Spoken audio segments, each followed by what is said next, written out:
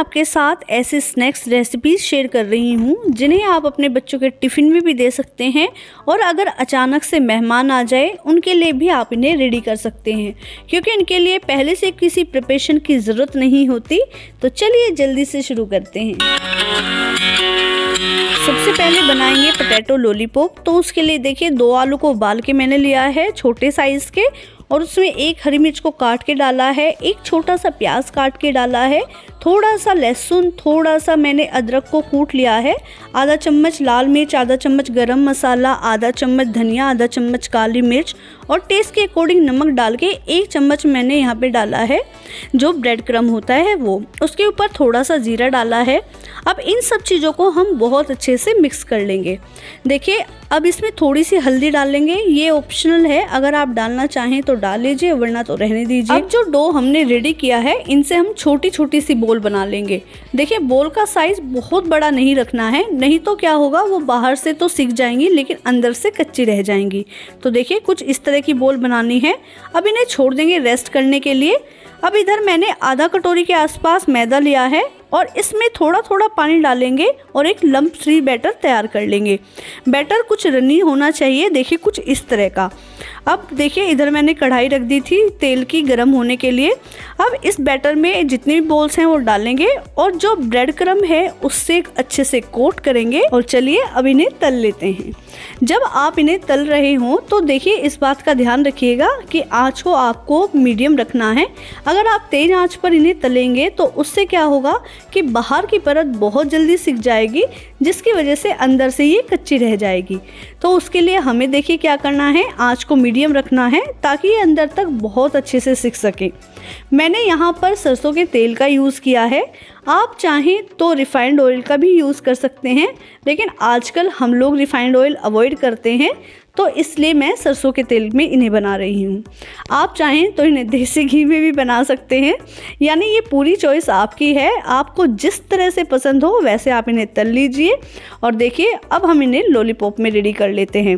तो यहाँ मैंने एक टूथपिक ली है और उसकी हेल्प से हम इन्हें लॉलीपॉप बना लेते हैं। तो एकदम हमारे टेस्टी पोटैटो लॉलीपॉप तैयार हो गए हैं, जो खाने के साथ साथ देखने में भी बेहद खूबसूरत लगते हैं। इन्हें तो जब आप खाएंगे तभी आपको पता चलेगा कि इतने छोटे से इंग्रेडिएंट से यानी सामान से, थोड़े से सामान से हमने कितनी टेस्टी रेसिपी रेडी कर ली है। तो इसे ट्राई ज़रूर कीजिएगा। बच्चों के टिफ़िन में आप इन्हें जब देंगे तो वो तो खुश हो जाने वाले हैं।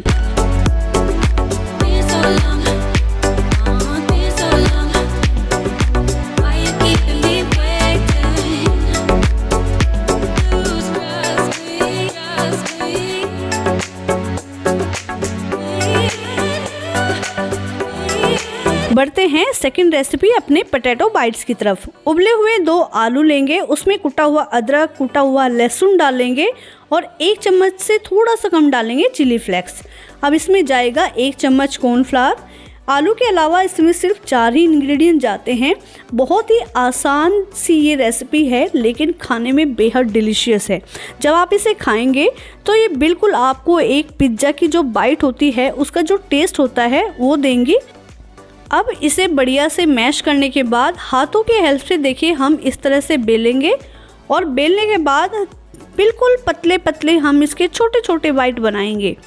अब इन्हें हम छोड़ देंगे लगभग 10 मिनट के लिए फिर से रेस्ट करने के लिए, क्योंकि रेस्ट इन्हें देना बहुत ज़रूरी होता है। देखिए अगर आपको लगता है कहीं से शेप प्रॉपर नहीं आई है तो आप इस तरह से हाथ से भी उसे शेप दे सकते हैं। अब जब इन्हें हम रेस्ट दे दें, देखिए उसके बाद हम इसे फिर से तलेंगे। यहाँ तलने के लिए मैंने वही पुराने वाला ऑयल यूज़ किया है, तो प्लीज़ आप इसे अवॉइड कीजिएगा। और मैंने इन्हें सरसों के तेल में ही तला है। अभी भी आपके लिए चॉइस है, यानी आपको जिसमें पसंद है, जो भी कुकिंग ऑयल आप खाते हैं आप उसमें इसे तल सकते हैं। बहुत ही सिंपल सी रेसिपी है पर इसे आप ट्राई कीजिएगा, ये बहुत ही ज़्यादा डिलीशियस होती है। और सबसे अच्छी बात इसकी ये है कि ये बहुत ही कम टाइम में तैयार हो जाती है। यानी आप अगर बच्चों के टिफ़िन में भी देना चाहते हैं तो चाहे कितनी ही भागती दौड़ती आपकी लाइफ क्यों ना हो, आप इजीली दे सकते हैं। और जब आपको लगे कि गेस्ट आए हैं और कुछ भी ऐसा स्नैक्स घर में अवेलेबल नहीं है तो आप इसे ज़रूर से ट्राई कीजिएगा। बच्चों के टिफ़िन के साथ साथ अपने लिए, गेस्ट के लिए किसी के लिए भी आप इसे रेडी कर सकते हैं। मेरे पास मोज़रेला चीज़ नहीं था, आप चाहें तो उसमें कद्दूकस करके मोज़रेला चीज़ भी डाल सकते हैं। उसके बाद तो इसका स्वाद अलग ही लेवल का होगा, तो इसे ट्राई ज़रूर कीजिएगा।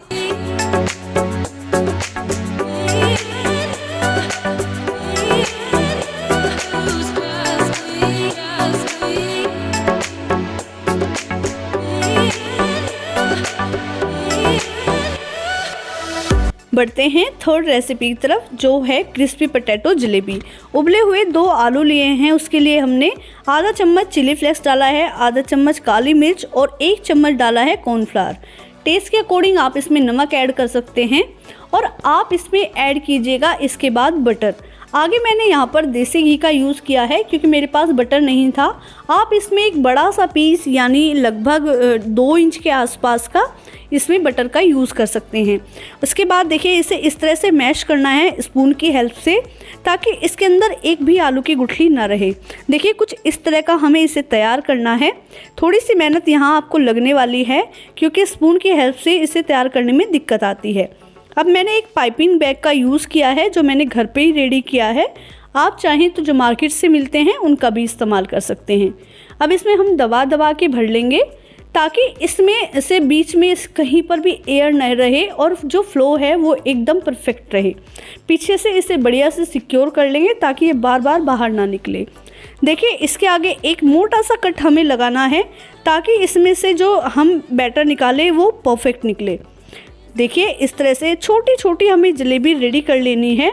आप चाहें तो इन्हें बड़ा भी बना सकते हैं, यानी आपके ऊपर है कि आप इसका जो साइज़ है वो कितना रखना चाहते हैं। मैंने यहाँ स्टील की प्लेट का यूज़ किया है। देखिए मैंने इसको ग्रीस नहीं किया है, लेकिन आप ग्रीस ज़रूर कीजिएगा। थोड़े से ऑयल से इसे बढ़िया से ग्रीस कर लीजिएगा। इसके बाद इसे दबा दबा के मैंने जितना भी बैटर है इसकी छोटी छोटी मैंने जलेबियाँ रेडी कर ली हैं। और जब मेरी ये सारी रेडी हो गई हैं तो अब ये जाएंगी फ्रिज के अंदर। फ्रिज में हम इन्हें छोड़ेंगे लगभग 1 घंटे के लिए। यही प्रोसीजर इसे थोड़ा सा ज़्यादा लंबा बना देता है। आप इसे स्टोर करके रख सकते हैं महीनों तक भी इसमें कोई ख़राबी नहीं आती। डीप फ्रीज़र में रखिएगा और जब भी मन करे आप इसे तैयार कर सकते हैं। तो देखिए जिस बैटर को मैंने पहले रेडी किया था यानी मैदे का जो बैटर था उसमें अच्छे से डिप करेंगे और जो ब्रेड क्रम्ब है उसमें अच्छे से कोट करेंगे और उसके बाद हम इसे तल लेंगे। ब्रेड क्रम्ब आप आसानी से घर पे रेडी कर सकते हैं। मैंने यहाँ पर 8 ब्रेड का यूज़ किया था जिन्हें अच्छे से मैंने बारीक मिक्सी में पीस लिया था। अगर आप चाहते हैं कि ब्रेड क्रम्ब आपका लॉन्ग पीरियड तक चले, लॉन्ग टाइम तक चले, तो आप उसे पहले थोड़ा सा ड्राई रोस्ट ज़रूर कर लीजिएगा। उसके बाद आप किसी भी एयर टाइट कंटेनर में उसे स्टोर कर सकते हैं और महीनों तक आप उसे यूज़ कर सकते हैं। जो ब्रेड क्रम्ब होता है इसी की वजह से ऊपर एक क्रिस्पीनेस आ जाती है। आप इसकी जगह पर जो बारीक बारीक जो नमकीन आती है, जो भुजिया टाइप आती है, उससे भी इसे कोट कर सकते हैं। उससे भी ये बेहद डिलीशियस बनती है।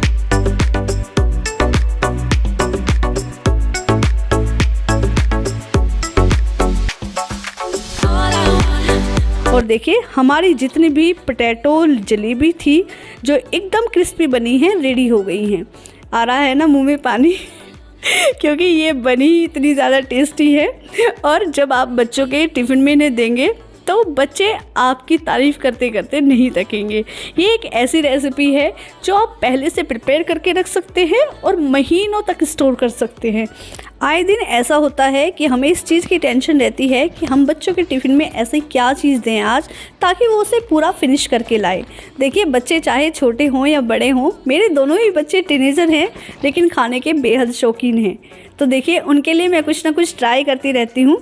तो आपको अगर रेसिपी पसंद आ रही हैं तो प्लीज़ वीडियो को लाइक कर दीजिए जल्दी से और इन्हें ज़रूर से ट्राई कीजिएगा, क्योंकि आपके बच्चों के साथ साथ आपके गेस्ट को, आपके अपनों को ये पसंद आने वाली है।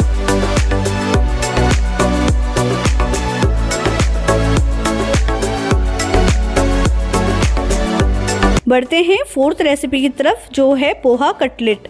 4 हरी मिर्च को मैंने बारीक बारीक काट लिया है और एक बड़ा सा टुकड़ा अदरक का कूट लिया है।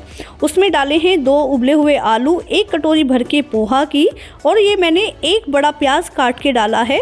उसमें जाएगी 2 चम्मच जो धनिया पाउडर होती है उसकी, उसके साथ 2 ही चम्मच मैंने डाली है लाल मिर्च की, और देखिए 1 चम्मच भर के डाला है गरम मसाले का। टेस्ट के अकॉर्डिंग आप इसमें नमक डाल सकते हैं, और मैंने 2 चम्मच के आसपास डाला है जीरा। आप ये सोच रहे होंगे कि ये मैंने इतना ज़्यादा मसाले का इसमें क्यों यूज़ किया है, तो चलिए मैं आपको बता देती हूँ कि ये मैंने 2 रेसिपीज़ का जो डो है वो एक जगह प्रिपेयर किया है। ये जो इसका जो फर्स्ट स्टेप है वो सेम ही है, तो इसमें से आधे डो को हम अलग कर लेंगे और आधे डो को हम छोड़ देंगे आगे के प्रोसीजर के लिए। तो हाथों को अच्छे से ग्रीस कर लीजिए, और देखिए जो हमने डो प्रिपेयर किया है उससे आप इस तरह से छोटे छोटे से नगेट्स तैयार कर लीजिए। सारी ही रेसिपीज़ इतनी ज़्यादा इजी हैं, चाहे तो इन्हें कोई बच्चा भी बना सकता है। एकदम आराम से तैयार हो जाती हैं और बिल्कुल कम टाइम में तैयार हो जाती हैं। आप इन्हें अगर 4-5 मिनट पहले भी प्रिपेयर करते हैं तो आराम से आधे घंटे में आप सारी रेसिपीज़ को रेडी कर सकते हैं। अब सारे नगेट्स हम डालेंगे मैदे के घोल के अंदर और इन्हें अच्छे से कोट कर लेंगे जो हमारे पास ब्रेड क्रम्ब था उससे। इसके बाद सेम प्रोसीजर से इन्हें भी फ्राई कर लेना है।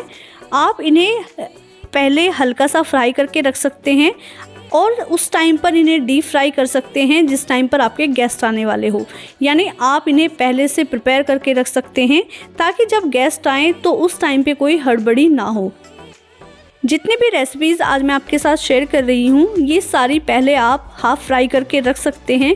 उस टाइम पर जब आपके गेस्ट आने वाले हों या आपको जिस टाइम पर इन्हें प्रिपेयर करना हो उस टाइम पर ये कम टाइम कंज्यूम करेंगी। तो आप इन्हें कभी भी बना सकते हैं और किसी भी सीज़न में बना सकते हैं। तो लीजिए हमारे नगेट्स रेडी हो गए हैं और इन्हें आप टेस्ट करेंगे तो इनका कोई जवाब नहीं है। आप चाहें तो आप इसी तरह से चीज़ नगेट्स भी बना सकते हैं, वो भी खाने में बहुत डिलीशियस बनते हैं। उनके लिए क्या करना है, बस आपको अंदर इसमें चीज़ फिल कर लेना है।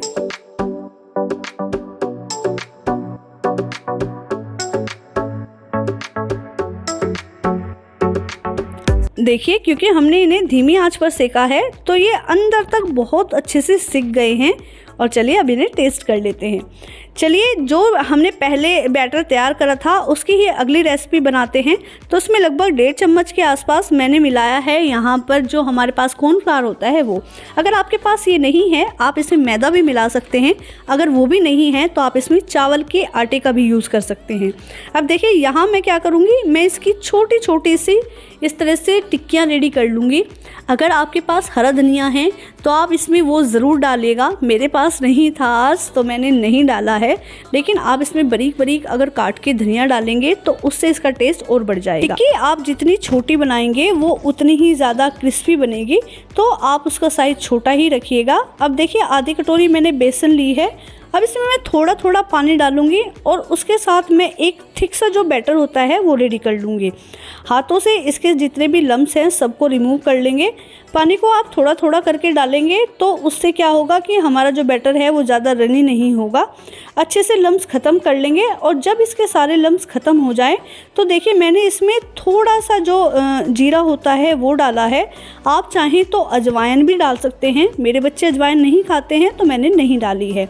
उसके साथ मैंने इसमें थोड़ी सी हल्दी डाली है और देखिए मैंने आपको अच्छे से मैं दिखा नहीं पाई, मैंने इसमें एक चुटकी, सिर्फ एक चुटकी डाला है खाने वाला सोडा। अब इसे मैंने 5 मिनट के रेस्ट करने के लिए छोड़ा था। अब हम क्या करेंगे कि इसमें अच्छे से इन्हें अपनी जो टिक्कियाँ हैं डिप करेंगे और उसके बाद हम इन्हें तल लेंगे। सोडा क्या होता है कि इसे बहुत अच्छे से फूलने में मदद करता है।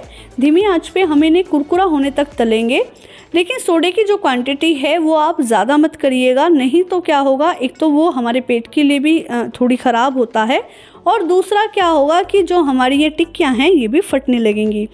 इनका जब रंग हल्का सा गोल्डन ब्राउन हो जाए तो आप इन्हें नीचे उतार लीजिएगा और गर्म गर्म आप इन्हें सॉस या फिर चटनी के साथ सर्व कर सकते हैं। आगे आने वाली वीडियोस में भी मैं आपके साथ शेयर करूंगी कि किस तरह से आप अपने टाइम को बचा सकते हैं और ज़्यादा से ज़्यादा टाइम दे सकते हैं अपनी फैमिली को।